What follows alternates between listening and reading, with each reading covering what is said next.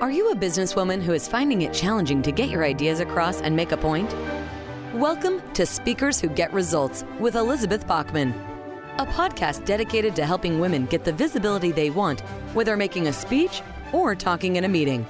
Every week, get valuable lessons from Elizabeth or learn from her roundtable conversations with experts and speakers on how to make a difference, not just a point.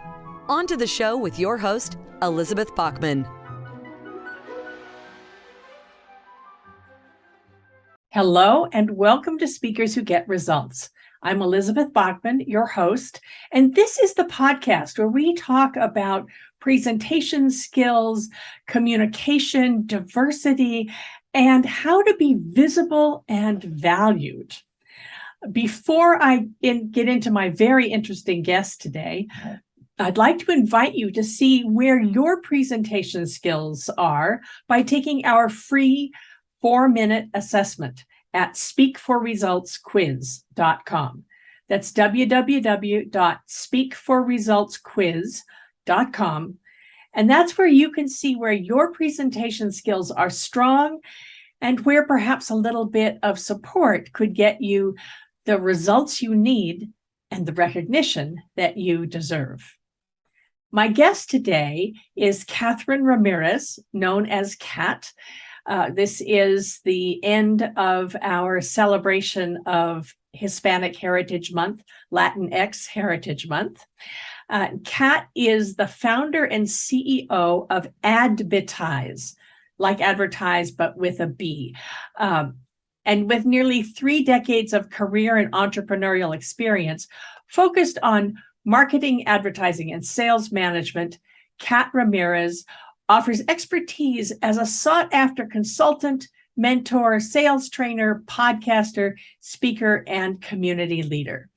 She's worked with thousands of businesses all over the world to help them grow, and also with individuals to help them with their personal brand. Previously, Cat's advertising sales experience has covered 5 major markets with high-profile broadcast television companies. Her previous sales management stops included DJT, CBS, WYTU, Telemundo, Wisconsin, ABC, and New Mexico and Tennessee. She launched her career as an account manager with Roberts and Russell Advertising Agency, working alongside Leo Burnett and McCann Erickson. Cat's company is a woman-owned, veteran-owned, and minority-owned business, and she's known as a leader in the advertising and marketing marketplace with over 30 years of experience. Cat has also proudly served our country with the United States Air Force. She's a warm and delightful person. We had a great time talking. Cat Ramirez, I am so happy to have you here. Thank you so much for jumping in at the last minute to be our guest today on Speakers Who Get Results. Oh, thank you. Thank you for having me. I'm so excited to be here. Well, you have a very exciting business, and I go through your website and I drool. I want every single one of your services. But for today, let's talk about what you can do for the women in corporate. And before we even get to that, I'd like to ask you, who would be your dream interview? Now, you've had all these years in television, so you must have thought about it. Well, I mean, it doesn't even have to be in television. So if I think about the momentum that we're a part of right now, women standing up, having a voice, right? Equality. There's so much going on right now, and layer that with Hispanic Heritage Month. And so I thought about it, with a lot of oomph into it. And the person I would love to have lunch with is Sylvia Rivera. So Sylvia Rivera, if no one knows who she is a Hispanic transgender who was one of the first women to stand up and have a voice. And it is appropriate for what I stand for in a lot of the things that I do and what I'm going to teach people, right? Because you've got to speak up, and you really have to be okay with who you are, right? You got to be okay Mhm. with who you are. And it doesn't matter who you are, whether you're an expert, a novice, a beginner, female, male, Hispanic, black, white, whatever the case may be. And I think that having lunch with her and just learning about how she was not afraid to stand up and voice herself, right? Ah, wonderful. Wonderful. Uh, well, and definitely everybody will post a link. There must be a Wikipedia page. We'll post a link in the show notes. Yes. Yeah. And the reason I wanted to ask you here is for your expertise. And yes, it's Hispanic Latinx Heritage Month, but I would have you for your expertise anyway. Because you and we both work on helping people be seen. Yep. And you're really good at a lot of the visual aspects as well. And I wanted to ask you about, but it's basically for women not being seen, not being recognized. I know you've got a story where you hit the glass ceiling. You were in a Oh, very visible business. What yes. happened to you when you hit the glass ceiling? Okay. And I love telling this story because every time I tell this story, when I meet new entrepreneurs, I always have someone else who says, I have a story just like that, Kat. And mine is very relatable because I went into broadcasting, ABC, NBC, CBS, Telemundo at a very young age, and I haphazardly did it. I right out of college, I went into an ad agency, then I went into broadcasting, and I loved it. I drank the Kool-Aid. I was corporate, And let and me just pause you for 1 sec. For yeah. our international listeners, Telemundo, if you're not in a country that broadcasts TV in Spanish, it is a major Spanish channel. In the U.S. only or elsewhere? It's everywhere. So Telemundo is everywhere. Okay, Spanish language channel for those of you who don't know. So keep going. ABC, CBS, Yes. NBC, Telemundo. Mundo. Yes. Okay. And so in that environment in the US, it is very much a man, and I would even dig a little deeper, a good old boy system, Mhm. the traditional older white guy world. So regardless, I fell in love with the role. I grew in that role. I was very fortunate early in my career that I joined a company that really, nurtured me and held my hand and helped me grow the ranks, right? They helped me and they really went out of their way to grow with me. They saw the value in who I was and invested in me. Okay. And so at some point, I have exhausted my efforts at that company and I went and stretched myself and I said, hey, I'm going to go with this blue chip company. I'm not going to say the name, a blue chip company, way bigger company, a lot more exposure. And they hired me. And in that company, now I'm probably at the highest rank that I could be, except two more positions, right? Two more positions Mhm. above me. I'm at the highest rank I could be for my career. So about 27 years into this. And, it came a time where I said, I'm ready to go pitch myself to the next rank and had the support of one of my managers. And when I did that, I did it 5 times and I got rejected 5 times. Oh, goodness. Do So you remember any of the reasons why? oh yeah, totally. I Yeah. absolutely. So I always tell people it wasn't red flags, it was fireworks, right? Okay. Fireworks happening. Okay. The last time I pitched, because I had to go to corporate every time in New York. So the last time I pitched, the corporate was very candid with me because they saw me 5 times. They Yeah. were very candid and they said, Kat, do you realize that your boss is not going to recommend you to go to the next level? And I'll tell you what, to hear that in front of people superiors above you in corporate and you're sitting there at lunch with them, it's like somebody kicked me in the gut and I couldn't speak, like it took the wind out of me.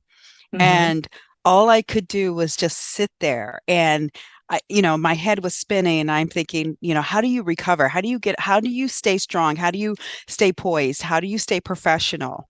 and finish this lunch, right? Because I had to finish it with these two people that I'm sitting there with, and I did.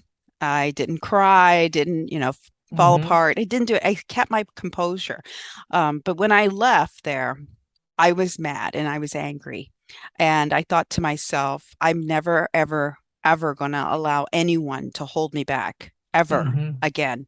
And the person that was my superior, unfortunately, was a female. Mm-hmm. And later I found out when I quit that role, because I waited, I got back, I waited, and then I knew I planned, I had a strategy, I had a plan. I wasn't just going to quit out of the blue. I had a plan. And when I did quit, I found out that and she even told me, she said, "You make me feel like Pollyanna." She said that, Oh, oh, like the which is, happy, like the happy person who doesn't matter. yeah, The silly, happy person. yeah, Goodness gracious. yeah. So So that really, threatened by you then. yes, yes, yes. And that's what I got from it is, okay, well, that's not my problem, right? Mm-hmm. Because you're going to run to it again and run into it again and run into it again. So we parted ways, and I then sought out my next venture. I knew it was going to be my last one, because in my head, I said, no more controlling me. No Mm-hmm. more. I'm going to control my destiny, and I'm going to find the role that's right for me. Mm-hmm. And I was in a good disposition because I did have a contract. So I was given a severance, right? Because Mm-hmm. I mean, I was very fortunate. A lot of people aren't so fortunate, and I was fortunate. So I took my time, found the next role, and then knew I had a time frame. I planned it out. I planned out becoming an entrepreneur so I could control my destiny. The next role I loved. It was a small TV station in Milwaukee. I was there for almost 5 years, but I did know it was going to end. Yeah. Yeah. I knew going into it. Well, that's such a familiar story, that sort of thing. And hopefully we're getting better, but it's really every situation's unique. Yes, I Yes. agree. I Yeah. agree. I agree. Which brings me to the next thing I want to ask you about, which is if being blocked or being or having people moving against you, especially if there's a glass ceiling, how do you stand out? How do you become visible? And you were mentioning the words personal brand. Yep. Yep. Okay. So, and this is a great question because, I wish I had me as a mentor if I look back. Okay. I do. I Me wish I too, in did. my past. Yes.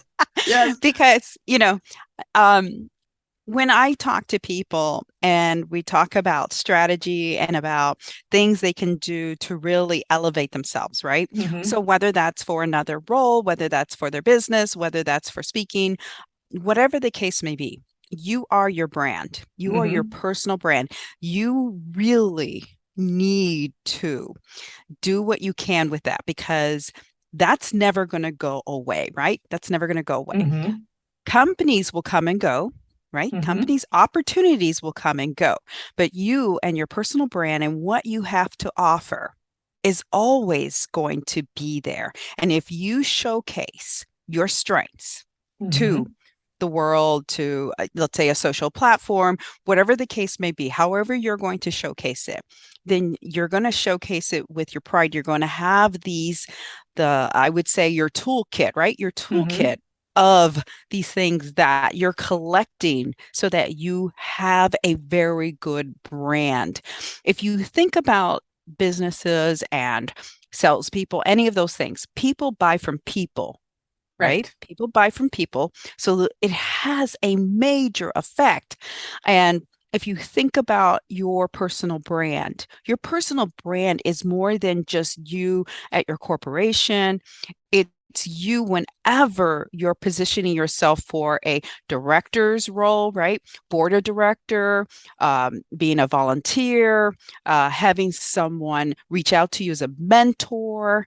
I mean, there's Speaking at an industry event. speak it, yes, so Mm-hmm. many things. And people love seeing people who can captivate an audience, who can carry themselves with authority, who have confidence when they speak, have confidence in all the things that they're knowledgeable in. I mean, this is all part of your Mm-hmm. brand, and you pick and choose the one that you're going to capitalize on, right? You're going to pick and choose the Mm-hmm. ones, because there's so many things that you can do with a personal brand. So personal brand is a term and it's been around for a while. Can you give us an example? Give us a story of someone who has done that, even you.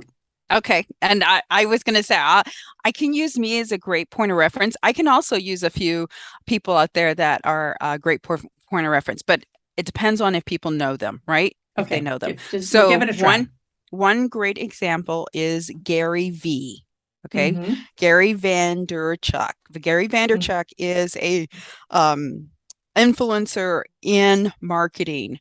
So he started out working for his father at his vineyard, right? Marketing the wine, the vineyard, and he did a great job in it. So he did such a great job that he created his own ad agency, and his ad agency then took off.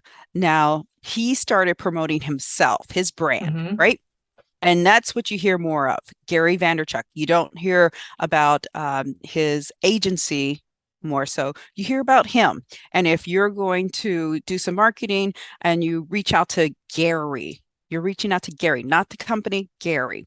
So that's a great example of somebody who really has used the power of personal brand to really like overpower his business, anything else, right? Mm-hmm. Anything else. The people know Gary as the marketing guru, you Yeah. know? Now I could hear people in the audience saying, "Yeah, but." First of all, he was also very smart in that no one ever spells his name right. No, Yeah, especially at the beginning when he wasn't such a big force. So right. just calling himself Gary V was just using the initial Yep. makes perfect sense. And I wonder if he has trademarked that. Um, Probably has. Yep. What if you've got someone who says, yeah, that's right, but I don't want to be a superstar. I don't want to be that big a brand. How Mm-hmm. would this make sense for me, just as someone who wants to do a good job? Okay, so another great question. And here are the dynamics is everyday people like you and I, everyday people are not going to have the audience he has, right? They're Mm-hmm. not. And everyday people are not going to be, maybe he's kind of loud and obnoxious sometimes. Mm-hmm. Everyday people don't, and some people will gravitate to that. I think that he has his nuances that Mm-hmm. attract the audience that It he attracts a attracts. certain kind of person. Yeah. Yes, Yeah. yes. So I think it's how you position yourself when you do your own brand marketing is, I'm more of a laid back person. And I'll tell you what, here's another great story of my personal branding and how you put it out there. I use the social platforms that I'm most comfortable with. So I use LinkedIn and Facebook. Those are my favorite. I'm comfortable with it, right? Mm-hmm. And I had a friend one time reach out to me and she said this to me. And this is a great story because this might happen to somebody. Okay. Mm-hmm. So she told me, she goes, Kat, I love your marketing minutes. They're awesome. I love all the things you're teaching us. She said, I really think you need to be a little more professional. I don't like the Oh. way, yes, I Oh. don't like the way you come across. She goes, I think people are not going to take you seriously. So, Uh-huh. okay, so I took it with a grain of salt and I thought about it and I chewed on it because she emailed me this.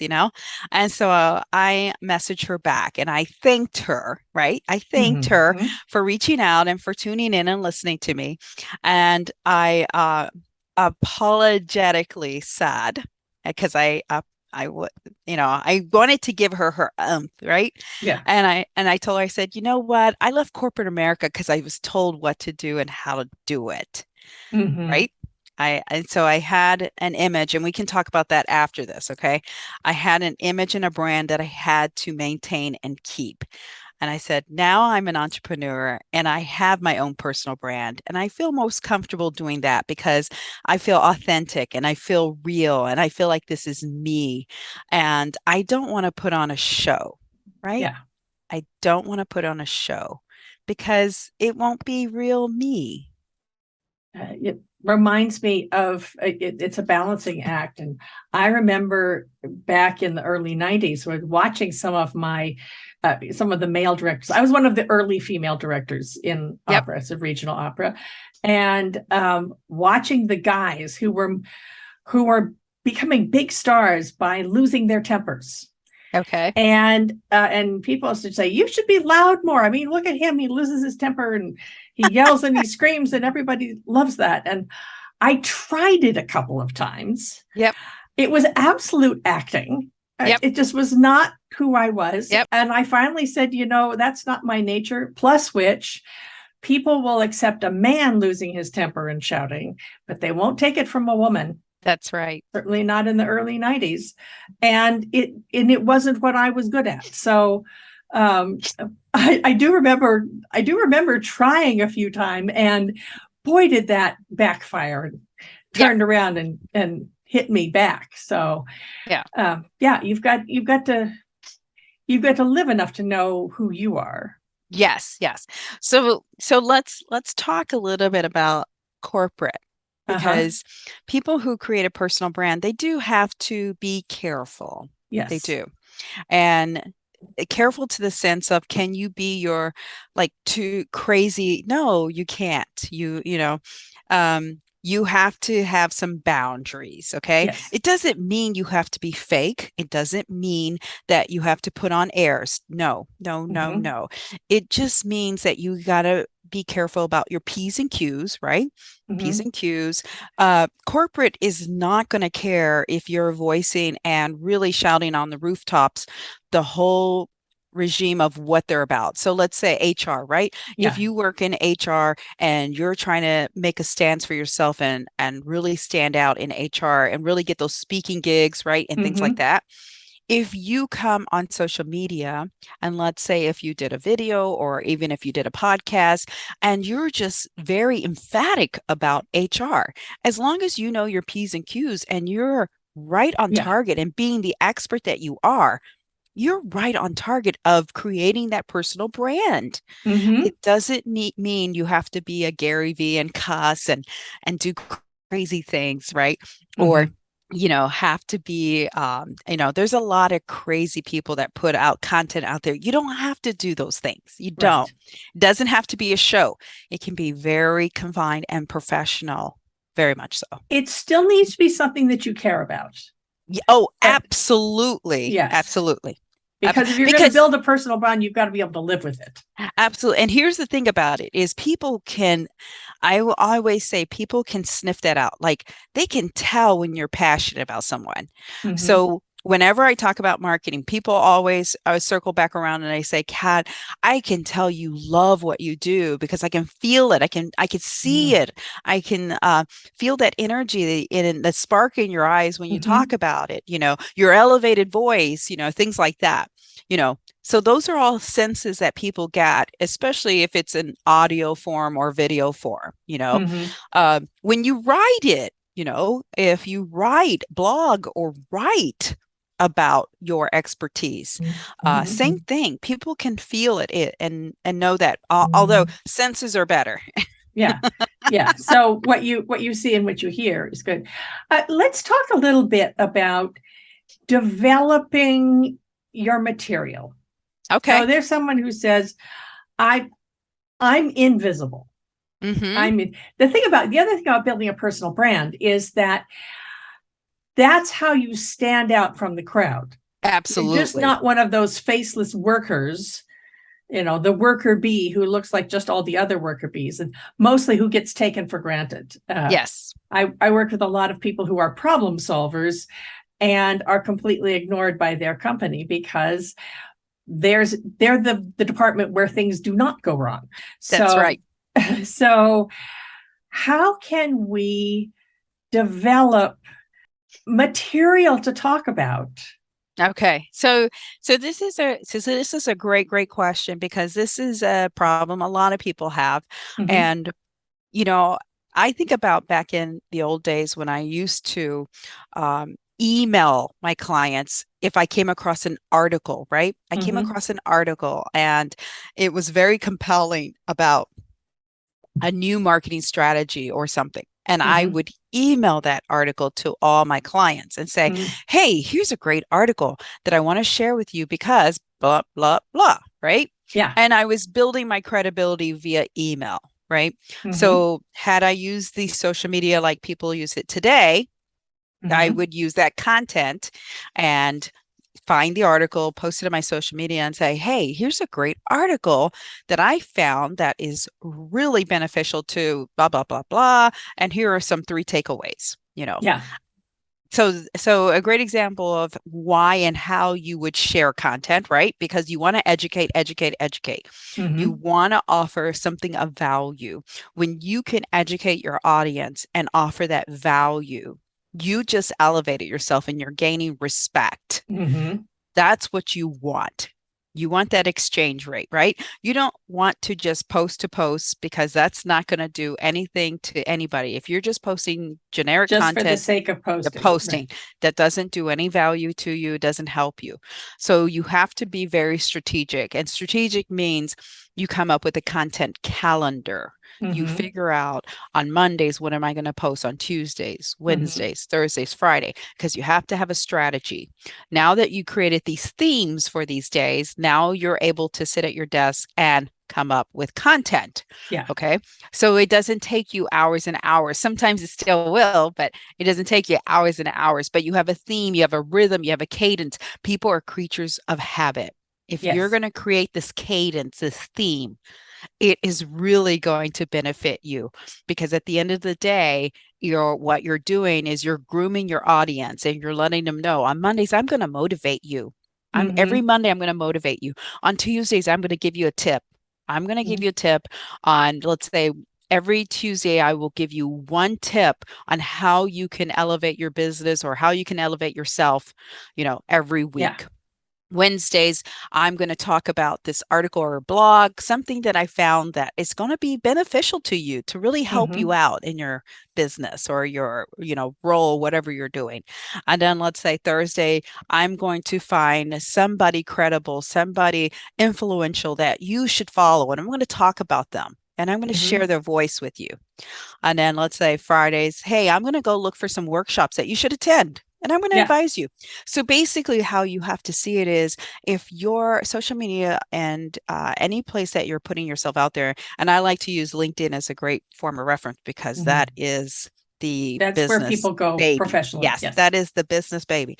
You have to think about that if you're talking to someone every day and you're offering them these little nuggets, right? These little nuggets every day so that they gravitate to you. They start to respect you. They start to follow you because let's say that someone loves your little free workshops that you're sharing that you're like, oh, Kat, thanks for sharing that one. I actually attended it and it was great, So it's a virtual way of building this tribe that you want. Okay, so with that in mind, this is one of the things that I do often with my clients is help them develop the content. Yep. And if you just want a 90-second video, 90-second content, and you talk about it, how do you figure out what your content is? Okay. So, and you're talking about the content you're going to develop yourself, right? Yes. Yeah. Okay. But so the first question is, how do I figure out what I want to talk about? And secondly, how do I find the time if I'm in a full-time job where I'm in meetings from 8 in the morning until 8 at night, 6 days a week? Okay. So first of all, let's answer the first question. How do you figure out the content that you want to talk about? Okay. So what is it that you want to position yourself as? Right? So what is it that you want to compel people with? Okay.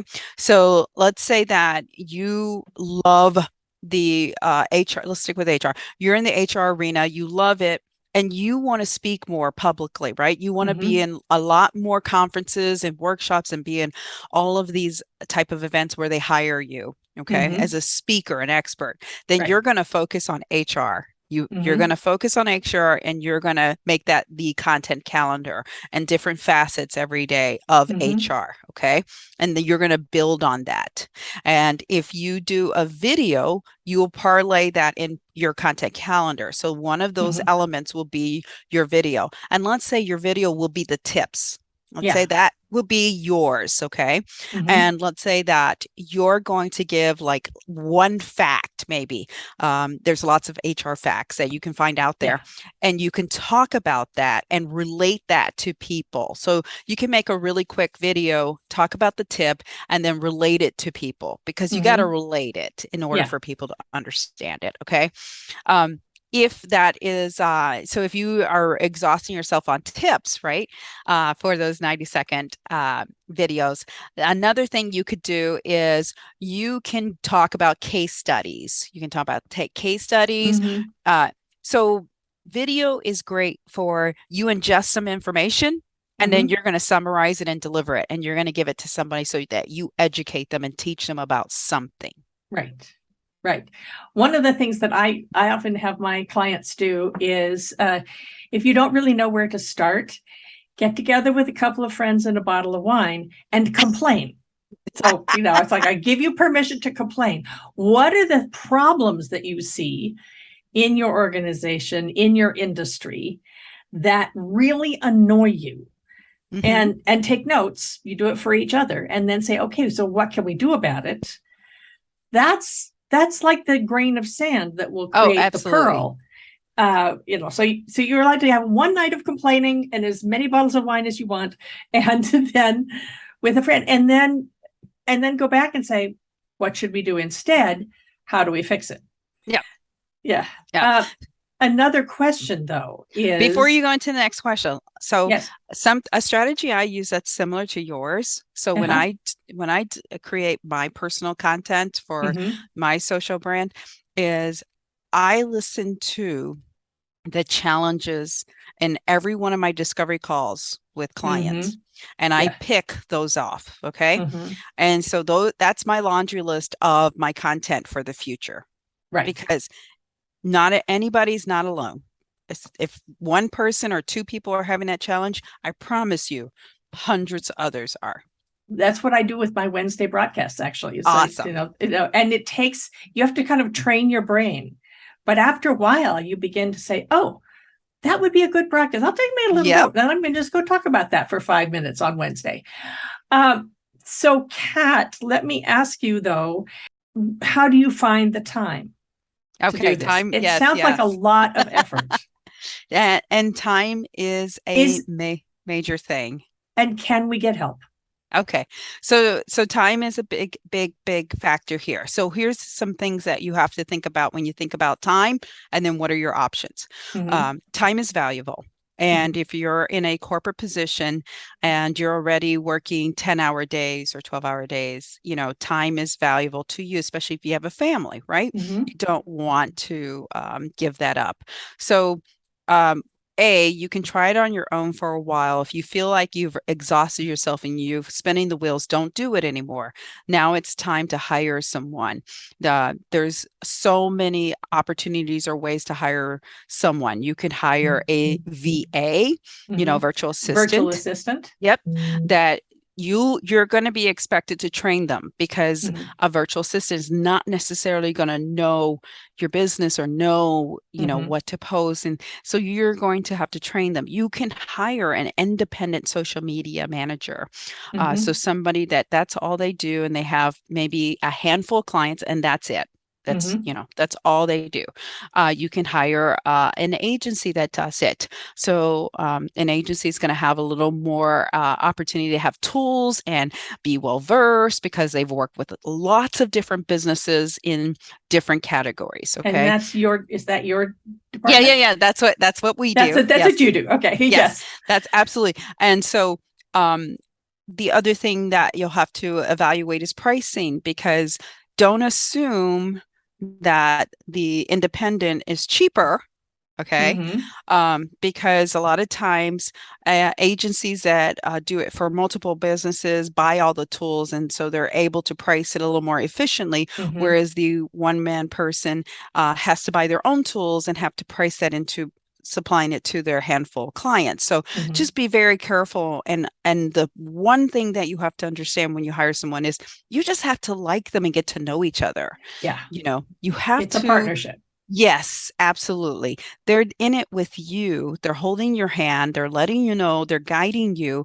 And so they're just directing you on what they need in order to facilitate, right? Yep. You should not have to do very much because they're doing all the heavy lifting.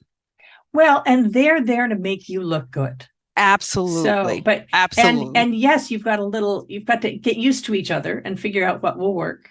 Yes. But and I have to say, I have 3 virtual assistants, and one of them does nothing but create images for my social media. So if you go to my LinkedIn, you'll see all these wonderful little images, and she's the one who says, we're getting a little tired about it. What else could we talk about? And she does the graphics for me, which is great because I hate doing Yep. graphics. That's So awesome. yes. So just to review, creating your personal brand, work with someone else, because no one should ever have to try to tell their own story. Yeah. You're going to be too close to it. So work with a partner. This is one of the things we do in the Visible and Valued Masterminds is have living mirrors, people who can reflect back to you. And maybe if you're discounting yourself, say, no, wait, that's really good what you did. So that, and then invest in getting help. Yeah. I at the very beginning of my business, when I was doing it on a shoestring, I thought, why should I be paying someone else for this? But when I consider how much faster people like you are than I am, especially, Yeah. I told you I hate graphics. So, if I could get someone else to do the graphics for me, hooray. And at my hourly rate, the hours I would spend trying to do it myself, it is so much more. If I were paying myself to do it, it Right. would be so much more than paying someone else who does it for a living and loves it. Absolutely. And then let me add to that, Elizabeth, is the one thing that you said that a lot of people have a problem with. A lot of people have a problem of talking about themselves on social media. Mm-hmm. And I love that you pointed that out because when you hire someone, they're going to do the best job to point out all the great things that you do and really put you on a pedestal to show that you are this shining light, right? That you are. And I always tell people that when we do that for them, don't read your social media every day because I get people who say, stop talking about me. And I'm like, no, you got to stop looking at your posts. Right. Yeah. You got to just stop because that is how you brand yourself. Yeah, exactly. So much more to talk about. Kat Ramirez. Oh, we never actually said the name of your company. Oh, it's adBidtise. adBidtise and hashtag social buzz. adBidtise. Yes. So I'll put the name in, but that's like advertise with a bid in there. Yes. Okay. adBidtise. Yes. So I will, believe me, we'll put it all over the show notes. But for those of you who are listening in the car or something, Catherine Ramirez, Kat at adBidtise, thank you so much for being a guest on Speakers Who Get Results. Thank you, Elizabeth. This was fun. Okay, so this has been Speakers Who Get Results. I'm Elizabeth Bachman, your host. And if you enjoyed this, tell your friends, share this episode, and especially go to Apple Podcasts and leave us a review and a 5-star rating. Apple Podcasts is the one that people really look at. So review us, say good things, share this episode with your friends, and I'll see you on the next one. We have just concluded another great episode of Speakers Who Get Results with your host, Elizabeth Bachman. If you got value from today's episode, please feel free to share us with your friends and colleagues. You may also visit elizabethbachman.com for additional resources. Be sure to tune in every week for new episodes, and thanks for tuning in.